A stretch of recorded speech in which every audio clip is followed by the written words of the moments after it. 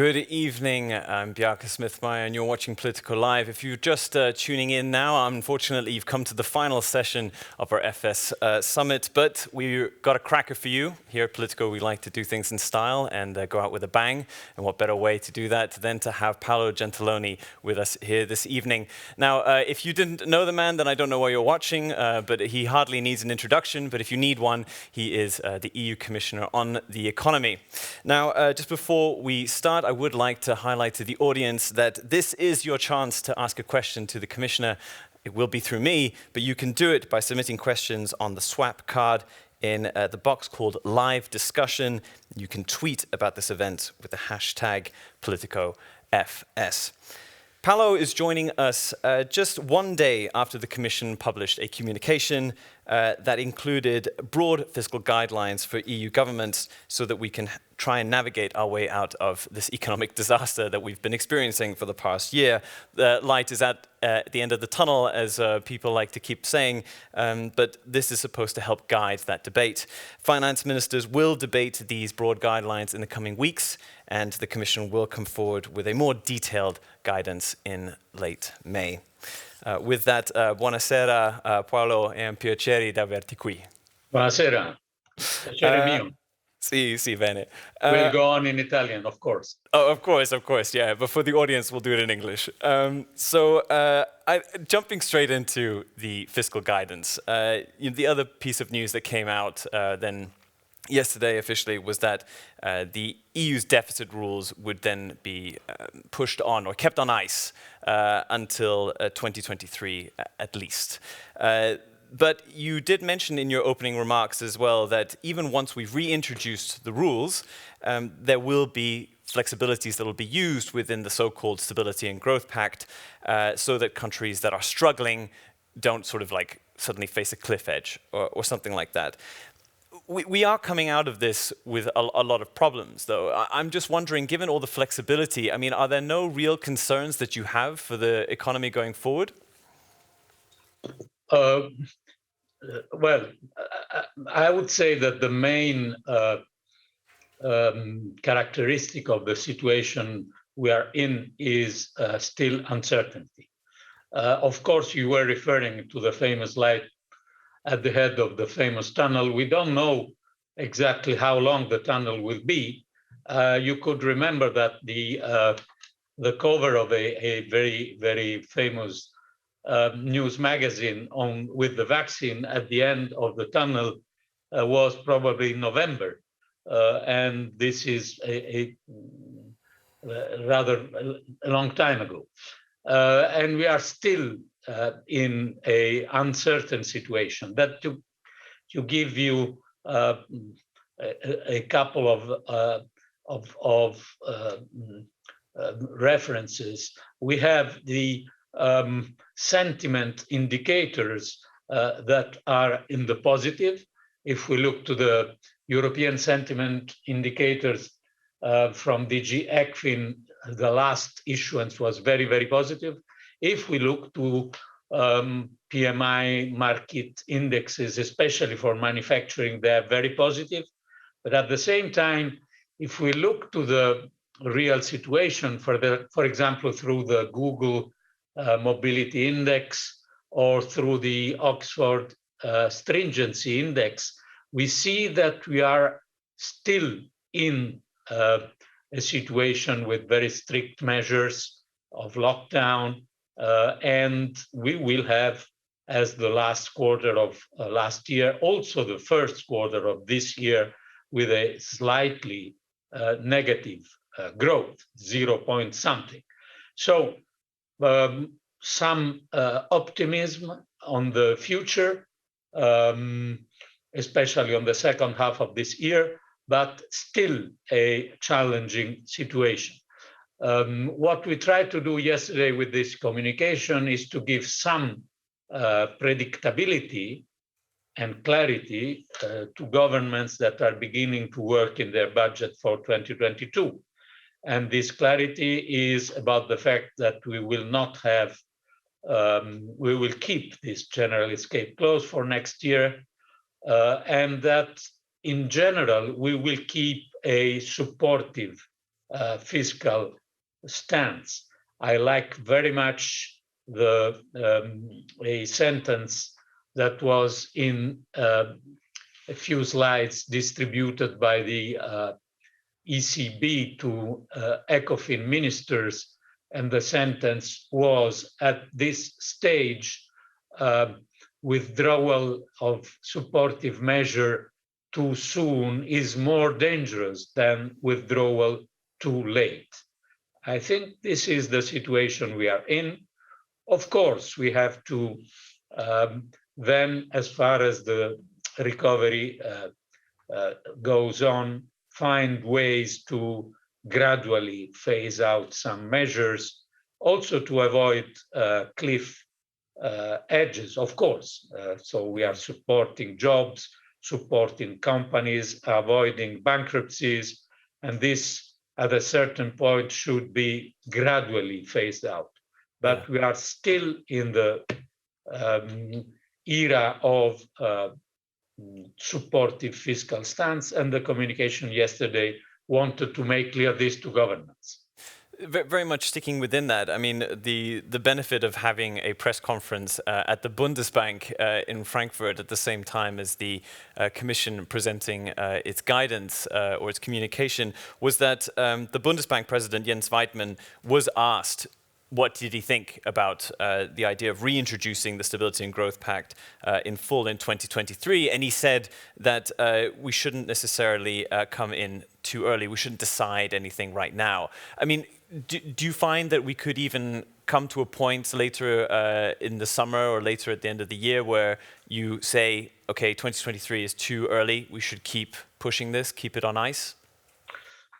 Well, here I would make a distinction between this general escape clause and the process of our fiscal rules in general.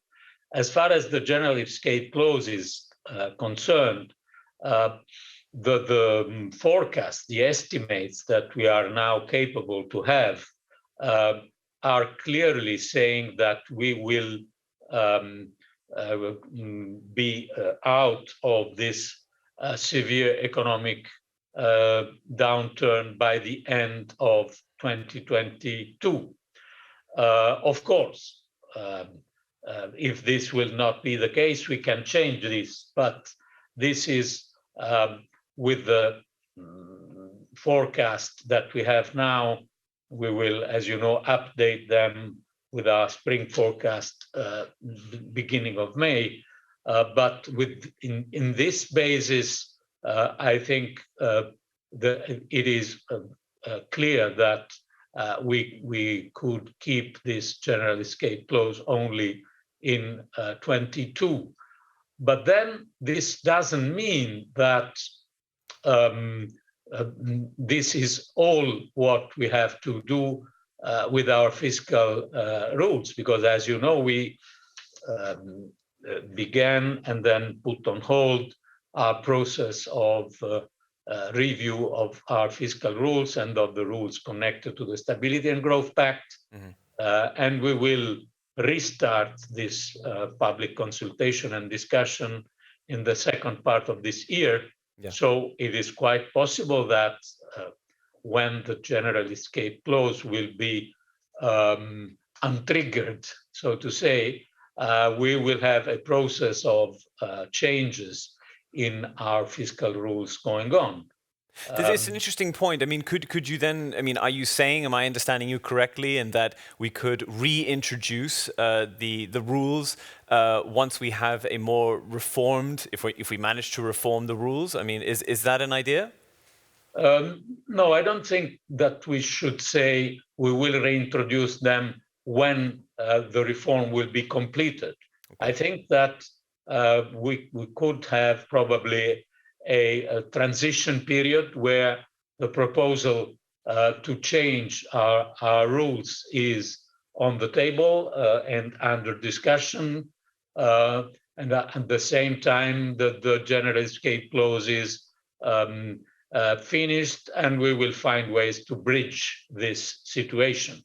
I think that the real problem is how to find and on what to find political consensus for changes to our rules more than how will we manage the transition, because we will find solution from this point of view. Of course, the consensus building is less easy.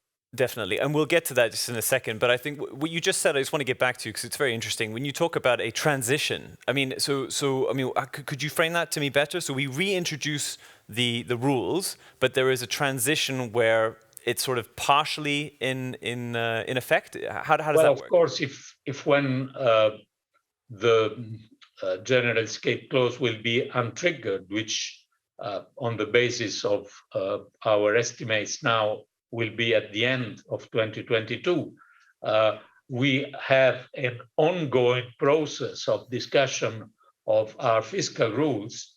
We will have to find ways of course, having our common fiscal rules, because they are there. We are not canceling them, and we need common fiscal rules, and at the same time pave the way to the new changes that are coming.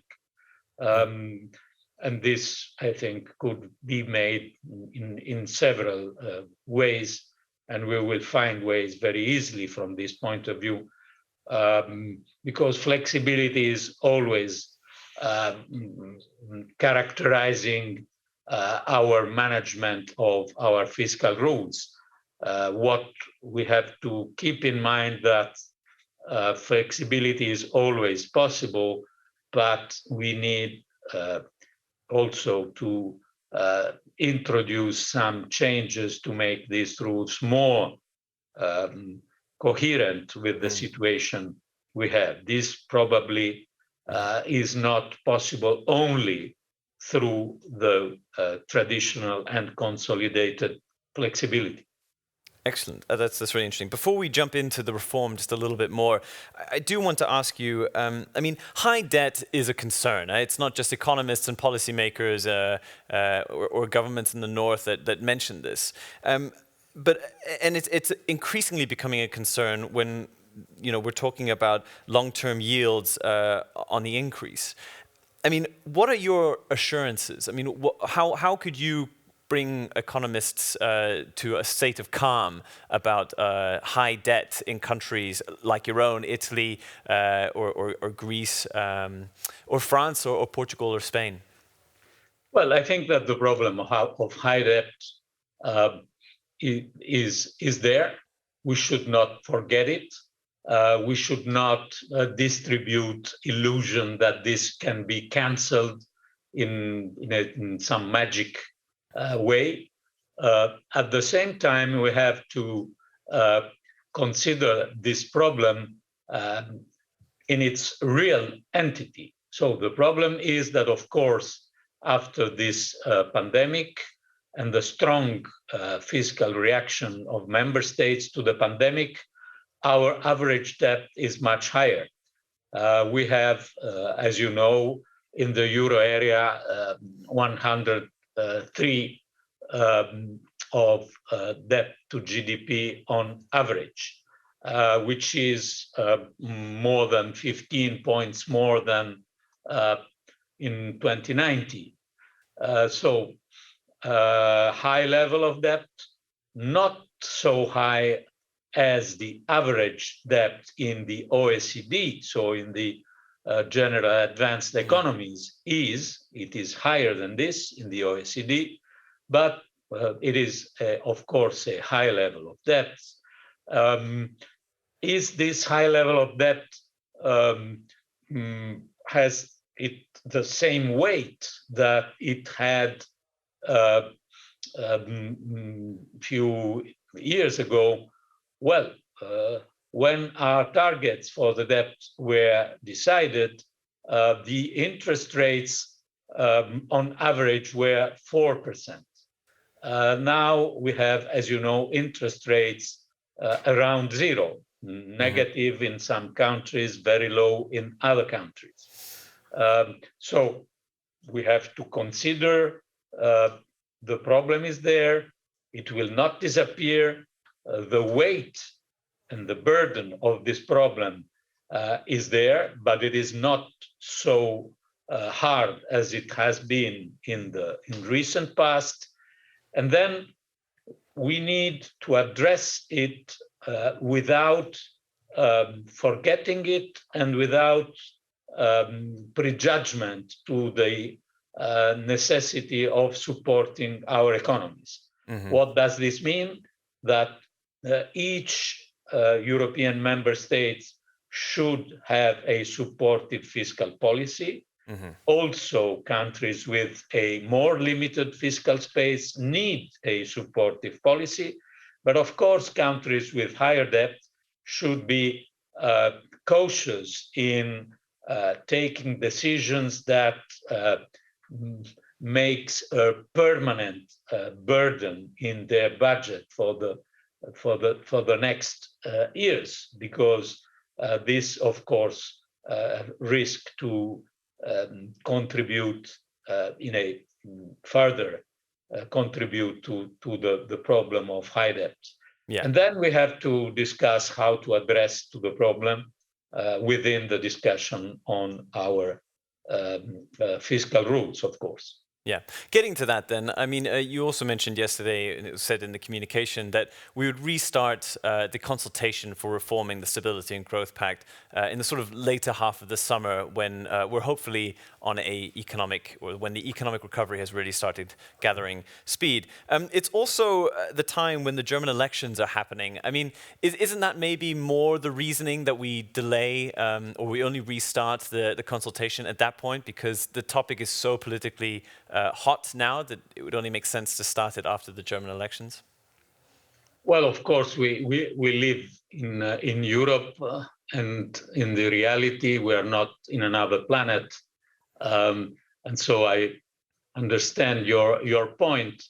But at the same time, let me stress the fact that we have frequently elections in Europe. We will have elections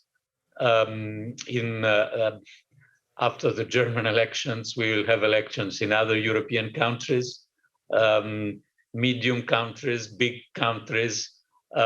So the rationale for us is that if we stress the fact that we are really in an uncertain situation, and this is the basis for our having put on hold this review, we probably will take this in our hands again in the second part of the year, because of the fact that the level of uncertainty will be much less than now. Then, of course, I repeat, we live in the earth and in Europe, and of course the fact that such an important country is in electoral campaign has an impact in this discussion. But the discussion cannot wait the absence of elections in the next 5 years, because it will be very difficult to have it in any case. Definitely, and thank you for answering the question as candidly as you could. The one thing that I would like to ask you is, when we're talking about reform, I'd love to know what is on the wish list for Paolo Gentiloni. You had a speech last Friday about the sort of, you were hinting at certain things that we could do. But if it was as easy as we put the reform in front of you and you introduced 2 pieces that we could legislate, what is it that you ideally think that the reform could benefit from? Well, indeed, we will have also to discuss and find agreement on the means, because of course there is you can address the issue with the tools of interpretation, and you can address it both with interpretation, as we made with the communication on flexibility in 2015, and of legislative changes. I think there is a case from a methodological point of view to consider also the possibility of legislative changes. But of course, we need to build consensus around this. I would stress two major issues that already were addressed by the European Fiscal Board, and the speech you were referring to was exactly in the meeting of the European Fiscal Board, but we discussed this with Professor Tigesen also in the college when he presented its report. We have two main problems, I think, to address. One is the fact that we need to support public investment, especially public investment connected to the big targets that we have, and especially for the green transition. If we are serious with these targets, we have to remember that the previous crisis brought net public investment almost to zero, 0.1 in the last years. And we can't have the same tendency if we are serious in addressing the Green Deal, green transition, and all our ambitious targets, knowing that we will have inevitably a drop in private investment. This is the first issue, how to strengthen the public investment capacity. And the second issue is what we were referring to before, how do we address the fact that we have a higher level of debt, with what kind of criteria, knowing that we need common rules and that the debt will not be magically canceled. But of course, we need a realistic way to address it if we want common rules and enforceable common rules. This will be not an easy effort, but we reached last year really unprecedented result in our cooperation, and I am confident that we are capable to do this also in the next period. Loving the confidence. You're not just the Commissioner for the Economy, you're also the Commissioner on Tax. And obviously, we've just been talking now extensively on the communication that you came out yesterday on fiscal guidance, but in maybe even a month, unless you can correct me on the timeline, but you'll be coming out with another communication on taxation for the 21st century. Now, there's plenty of questions as to what actually will be in this. And I'm just wondering if you could give us a quick outline on what people can expect. Well, of course, we have several tracks. To mention some of them, one is the track of measures or taxes connected to the green transition. And this is mainly linked to the revision of the energy taxation directive, a 17-year-old directive, which is no more adequate to our goals. We are subsidizing, supporting fossil fuels, etc., etc. Second part of this track is not a tax, but a mechanism. And the difference, as you know, is not of little importance. And it is this carbon border adjustment mechanism, which is targeted to avoid negative consequences of the ambition of our green standards and green limits for our business and jobs. Mm-hmm. I'm quite optimistic that this carbon border adjustment mechanism can find a way, not easy, both technically connected to our emission trade system and from an international point of view, because I see that this is now also in the agenda of the new US administration. As you know, there is something of the similar in California, but not at federal level in US. And I think we will have the advantage of the first mover as European Union, but of course we have to discuss this together with our allies and also with other global partners.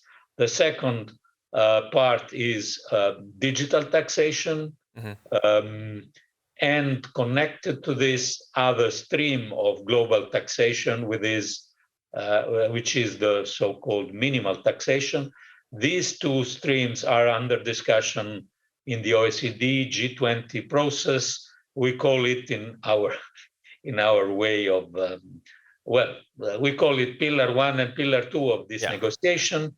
And here we have good news, I think, because the process was rather blocked by a proposition coming from the previous US administration on digital taxation.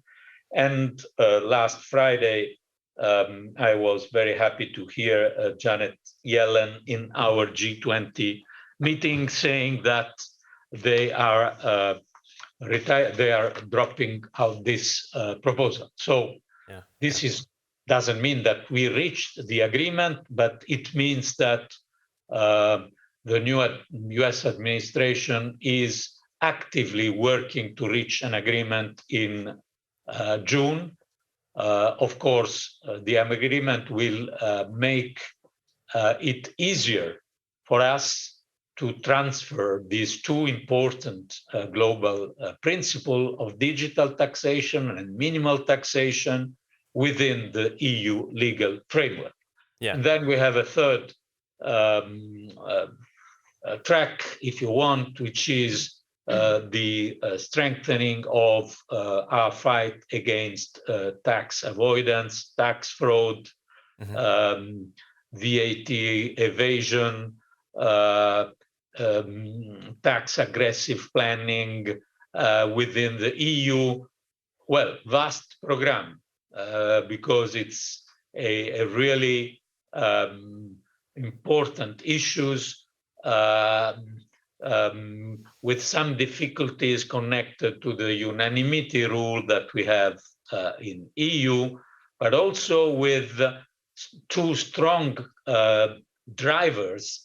One is, as always, the pressure of the public opinion and of the parliament. And the other one, which is quite new, is the pressure on searching new own resources to finance the repayment of the common debt that we are issuing. You know that from 2026 to 2056, we have to repay the debt for next generation EU, and we need new own resources to do this. And so will you then activate a qualified majority voting setup for tax then when it comes to tax fraud? Is this the plan as part of your communication next month? Well, we have in the treaties ways to avoid unanimity, and these ways are, as you know, from one hand, this what we call the passerelle clause, which is, in my opinion, very difficult to implement, is a sort of catch-22, because you need unanimity to decide to proceed without unanimity, not an easy task. And then we have this Article 116. We are working on it, because in this case, you can adopt decision at qualified majority if there is a behavior on taxation from member states that is clearly breaking the rules of the single market. So it has never been applied. We are working on this. Of course, we have to build a strong case also from a legal point of view, being the first time that we will use it. And that's what you plan to do? You plan to activate it for this communication on tax fraud? We are working on this cases where this Article 116 could be applied, and I think in the next months it will be clearer where these cases are. But I repeat, the case need to be very strong and clear, because if you try this never experienced article of our treaties and the first time, then you are not doing it successfully from the legal point of view, you make a big mistake. So we need to be very strong in the case we will address. Okay. We have about 2 minutes left, and it's been a long day.